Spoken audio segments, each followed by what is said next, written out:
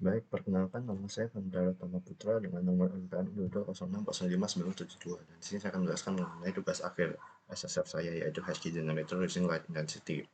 Nah, di sini ini adalah ini adalah rangkaian AVR yang bekerja pada bidang keamanan jaringan. Jadi apa yang sebenarnya dilakukan oleh rangkaian AVR ini? Jadi intinya dia akan membaca intensitas cahaya, ya. Terus dari pembacaan analog tersebut dikonversi menjadi digital melalui ADC. Dan hasil ADC itu nanti akan dipakai untuk melakukan hashing dari sebuah data. Nah, pada program ini nanti data murninya akan disimpan di sini, ya. Nanti hasil hashingnya nanti akan tampil di dalam serial monitor, ya. Ini contohnya, ya. Misalnya ini key-nya 0FA, maka hasil hashing dari data ini akan berbentuk seperti ini, ya. Oke. Jadi dari mana saya mendapatkan inspirasi ini? Saya mendapatkan inspirasi ini dari sebuah perusahaan jaringan yang bernama Cloudflare. Nah, dia menggunakan sebuah lava lamp untuk melakukan enkripsi data mereka. Nah, karena pengenkripsian data menggunakan lava lamp ini masih sangat kompleks untuk diterapkan, saya mengusulkan sebuah solusi baru yang lebih sederhana untuk diimplementasikan. Ya, di sini kan lava lamp kan jelas membutuhkan image recognition, ya, untuk membaca pergerakan dari lava lamp itu sendiri. Nah, di sini saya menerapkan konsep yang serupa, ya, yaitu dengan menggantikan lava lamp dengan cahaya, ya. Jadi yang di sini yang saya akan baca adalah intensitas cahaya itu sendiri. Gitu. Jadi saya mengimplementasikan menggunakan AVR yang lebih sederhana. Ya. Jadi di sini saya jelaskan dulu. Di sini ada LDR yaitu sensor cahaya untuk membaca intensitas cahaya. Di sini ada 5 LED. 5 LED nanti dia akan menyala berdasarkan input potentiometer yang sebelah kanan ini. Ya. Nyala matinya LED ini digunakan untuk memberikan gangguan pada pembacaan data dari light sensor itu sendiri. Nah, hal ini bertujuan agar menambahkan tingkatan keamanan pada data yang ingin kita enkripsi. Nah, karena pada umumnya ya, intensitas cahaya yang kita baca pada ruangan gitu kan biasanya bersifat konsisten, ya. Selama tidak ada perubahan cuaca kayak masih hujan atau gimana gitu. Kalau misalnya cuacanya terang terus gitu, pembacaan intensitas cahayanya kan cukup konsisten. Hal ini membuat data yang dienkripsi itu lebih mudah untuk diprediksi. Nah, agar meningkatkan sebuah keamanan, di sini saya mengimplementasikan 5 buah LED yang tingkat kecerahannya bisa diatur, ya, kayak mau 2 LED, 5 LED, atau 4 LED tergantung dari input potentiometer. Nah, ini bertujuan untuk memberikan disrupsi terhadap pembacaan intensitas cahaya agar lebih sulit untuk diprediksi, gitu. Jadi meningkatkan keamanan data yang disimpan. Nah, tadi ini sudah saya jelaskan LED dan potentiometer. Sekarang sisa potentiometer lagi, satu lagi di sebelah kiri. Ini berguna untuk mengatur frekuensi dari cepat lambatnya dihasilkan hash key yang diinginkan. Nah, ini kan nanti kan hasil hashing dari datanya kan akan disimpan pada database. Nah, agar uh, proses penyimpanan data lebih fleksibel gitu. Jadi nanti bisa diatur, ya, dia kecepatan hashingnya mau berapa cepat gitu. Ya ini dia kecepatannya ada yang dari 0,5 detik untuk siap data sampai 2 detik untuk siap data. Baik, saya simulasikan saja langsung. Di sini nih hasil hasilnya begini. Ya, ini untuk sementara hasil simulasi tidak melibatkan disrupsi dari LED karena simulasi tidak bisa membaca hasil cahaya yang dihasilkan oleh LED dan langsung dibaca dari sensor. Ini dia tidak bisa disimulasikan dalam uh, media ini, ya. Oke, jadi di sini karena begitu, jadi kita harus atur set illuminationnya secara manual. Nah, misalnya di sini kebetulan saya ubah-ubah dikit. Nah, ini kita bisa lihat nih, yang sebelah kiri itu adalah hash key, yang sebelah kanan itu adalah hasil hashingnya.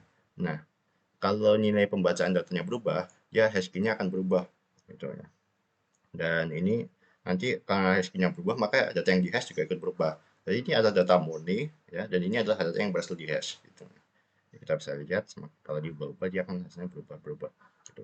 Nah, untuk potentiometer ini nanti gunanya untuk mengatur berapa banyak LED yang kita ingin tampilkan, gitu ya. Semakin besar maka semakin uh, bervariasi, gitu. Nah, untuk potentiometer yang ini digunakan untuk mengatur frekuensi dari cepat lambatnya hash data yang dihasilkan. Nah, misalnya pada ini kan ini paling rendah nih, ini 0,5 detik dia penghasilan hashnya. Jadi kalau saya ubah-ubah ini datanya ada perubahan, dia cepat langsung membuat enkripsinya. Namun kalau saya perlambat, nah nanti dia jadi 2 detik tuh, dia menghasilkan, dia membaca, nilai intensitas saya itu setiap 2 detik gitu. Nah ini hanya agar lebih fleksibel aja menyimpan data pada database gitu. Oke, oke baik, jadi kurang lebih begitu. Nah itu, cara kerja dari rangkaian saya. Nah untuk, cara kerja yang lebih teknis ya seperti pembahasan, program assembly-nya bagaimana dan segalanya, ini sudah saya lampirkan flowchart dalam dokumentasi ya. Misalnya pada main program, ini ada flowchart-nya. Ya, jadi dia pertama baca dulu dari, kan ada 3 macam, ADC ya yang diterapkan. Oke ini saya sekalian menjawab pertanyaan pertama ya, menggunakan ADC. Nah, jadi, ADC yang saya gunakan itu ada 3 buah. Ya, jadi pertama itu ADC buat light sensor, ya light sensor, kemudian ADC buat potentiometer yang ini, dan terakhir ADC buat potentiometer satunya lagi.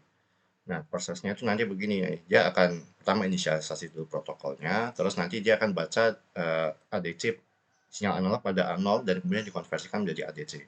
Nah, hasil pembacaan pada intensitas cahaya itu nanti akan menghasilkan hash key. Dan hash key ini nanti akan digunakan untuk menghasilkan hash data. Nah, untuk pengolahan data hash datanya itu sedemikian rupa nih. Ya, ini nanti kan hash key kan karena hasil konversi ADC dia 10 bit ya. Misalkan kita pecah-pecah bit 0 sampai 3 menjadi X, bit 4 sampai 7 menjadi Y, dan bit 8 sampai 9 menjadi Z. Nah, nanti setiap karakter pada data akan diolah secara demikian rupa. Nah, misalnya karakter tersebut dia bersifat lowercase, maka dia dikurangi dengan X nilai ASCII-nya. Tapi selain itu dia akan ditambah dengan X nilai ASCII-nya. Lalu, untuk setiap Z karakter, misalnya, untuk setiap Z karakter, dia dieksorkan dengan nilai Y. Itu adalah proses hashing-nya. Pengelolaan datanya sudah di-hashing, lalu dia ditampilkan pada serial monitor. Oke, next kita akan membaca ADC yang ada pada potentiometer ini, yang di kanan ini. Nah, pembacaan ini nanti digunakan untuk menampilkan berapa jumlah LED yang ada gitu. Dan ini ada di nah, dari sini ini ada flowchart-nya ya. Oh, bukan, flowchart-nya yang bawah ini. Nah, ini. Nah, nanti ini cukup kompleks, tapi intinya adalah dalam tabel ini ya. Misalnya ADC value yang dibaca oleh potentiometer itu berkisar dari sekian sampai sekian, jadi LED yang nyala ada 0 atau mati semua. Kalau misalnya dari sekian sampai sekian, bisa 1, 2, 3, 4, atau sampai 5. Dan ini nanti kalau dipetakan dalam flowchart, dia akan menghasilkan alur kerja yang sedemikian rupa. Gitu. Dan terakhir, setelah membaca ADC potentiometer itu, dia akan baca ADC potentiometer yang satunya lagi yang ada di pin A1. Nah, nanti ADC hasil ADC ini nanti digunakan untuk menghasilkan delay dari 0,5 detik sampai 2 detik. Gitu. Prosesnya cukup simpel ya. Dia hanya mengambil 2 bit paling terakhir. Nah, mana? Nah ini, 2 bit paling terakhir yaitu bit 8 dan bit 9, dan dikurangi terus sampai kurang dari 0 ya. Setiap pengurangan akan menghasilkan delay sebanyak 0,5 detik. Oke, sekarang saya akan menjawab pertanyaan kedua, yaitu apabila sistem menggunakan delay. Nah, tadi saya sempat menyinggung tentang delay-nya, cara kerjanya gimana. Kan ini kan bisa delay 0,5 detik sampai 2 detik. Ya. Jadi, setiap 0,5 detik itu nanti dihasilkan oleh sebuah timer. Nah, timer itu adalah komponen yang sudah dibawa oleh Arduino. Dan ini saya akan menunjukkan bagaimana perhitungan. Nah, ini. Jadi kan saya menggunakan komponen timer 1. Nah, ini bagaimana dia bisa menghasilkan 0,5 detik itu dengan melakukan perhitungan ini. Ya. Jadi saya harus mengisi sebuah nilai pada register TCNT dengan rumus ini dan dapatkan 57724. Lalu pada program assembly ini saya masukkan nih 57724 pada TCNT dan saya atur yang lainnya, akhirnya bisa menghasilkan 0,5 detik. Itu delay yang dihasilkan oleh timer. Namun saya kan melibatkan ADC tadi. Ya. Nah, jadi nilai bit 8 sampai 9 ADC ini saya simpan pada X dulu. Nah, kemudian selama X-nya lebih dari 0, ya, dia akan membuat 0,5 sek delay menggunakan timer 1 dan kemudian mendekremen X. Jadi otomatis hal ini membuat delay bisa bervariasi dari 0,5 detik sampai 2 detik. Sekian dari presentasi saya. Mohon maaf apabila ada salah kata. Terima kasih.